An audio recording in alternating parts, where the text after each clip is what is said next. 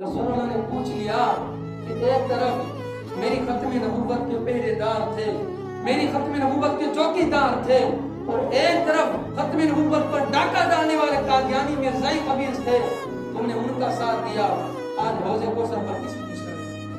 اس رب سے ڈرو، اس رب کے قہر سے ڈرو، ان بطش ربک لشدید۔ جنہوں نے آج ظلم کیا، میں نے کہا کوئی بات نہیں، وہ بڑا انتقام لینے والا ہے، واللہ عزیز الانتقام۔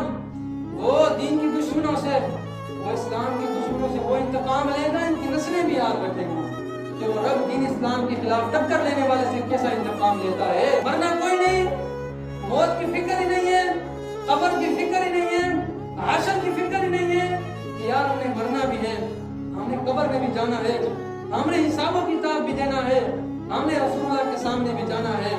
یاد رکھنا، سرخرو وہی ہوگا، نام و نشان اسی کا باقی رہے گا جو محمد عربی سے وفا کرتے ہیں۔ جو حضور سے وفا نہیں کرے گا تو انہوں نے دنیا میں بھی ذلیل ہونا ہے، قبر میں بھی ذلیل ہونا ہے، انہوں نے حشر میں بھی ذلیل ہونا ہے۔ کیوں؟ کیونکہ جو تیرے در سے یار پھرتے ہیں وہ در بدر یوں ہی پار پھرتے ہیں۔